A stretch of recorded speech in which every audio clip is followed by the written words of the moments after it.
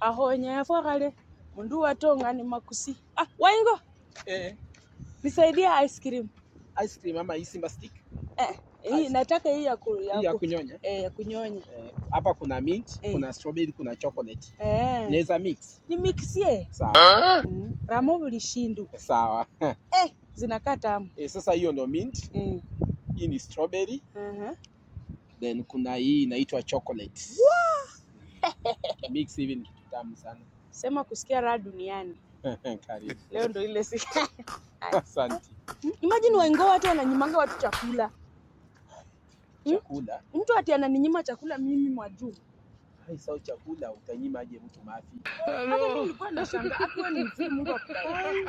Huwezi nyima mtu chakula. Si ndio? Kwanza ice cream kienda kwa tumbo inayeyuka yote. Mimi hata nashangaa na watu wengine. Mungu akubariki sana Waingo. Asante.